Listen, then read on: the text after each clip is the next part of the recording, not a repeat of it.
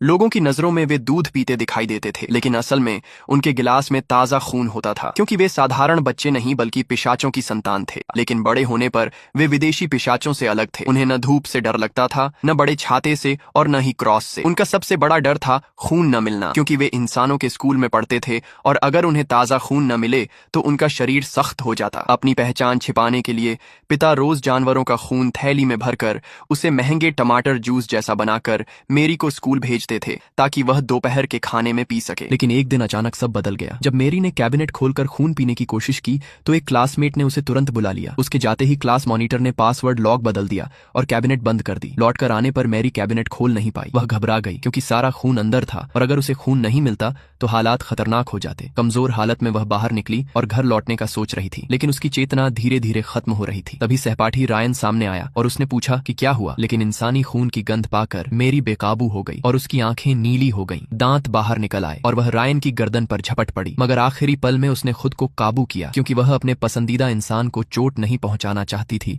और न ही अपनी पहचान उजागर करना चाहती थी। उसने रायन को धक्का दिया और चली गई, लेकिन कुछ कदम बाद ही दूसरे सहपाठी से टकराई और वहीं बेहोश हो गई। वह सहपाठी मेरी को तुरंत मेडिकल रूम ले गया और खून की थैली लाकर दी, जिससे मेरी ठीक हो गई। असल में वह भी पिशाच था और मेरी का बचपन का दोस्त भी। दोनों इस स्कूल में इसलिए थे ताकि पिशाच परिवार का रहस्य ढूंढ सकें जो लाइब्रेरी में छिपा था। शाम को मेरी रायन से मिलने गई और दोपहर की बात समझाना चाहती थी, लेकिन रायन ने अचानक उसकी गर्दन पर झुककर चूम लिया। यह नजारा बचपन के दोस्त ने देख लिया। उसे पता था कि पिशाच इंसानों से मोहब्बत नहीं कर सकते, इसलिए उसने रात को रायन को चेतावनी दी कि मेरी से दूर रहे। बहस झगड़े में बदल गई और इंसान पिशाच से हार गया। अगले दिन रायन चोटिल हालत में स्कूल आया, जिसे देखकर मेरी का दिल टूट गया। जब उसे पता चला कि यह सब बचपन के दोस्त ने किया है तो वह रायन को लेकर उससे बात करने निकली। रास्ते में उन्होंने देखा कि एक बच्चा गुब्बारे से ऊपर उड़कर क्रेन की सीढ़ी में फंस गया है। रायन तुरंत ऊपर चढ़ गया, लेकिन नीचे की रस्सी ढीली हो चुकी थी। बच्चे को बचाने के बाद भारी लोहे का बॉक्स नीचे गिर पड़ा। रायन ने झटके में मेरी को धक्का देकर बचाया, लेकिन खुद जाल में फंसकर लकड़ी से टकराकर बेहोश हो गया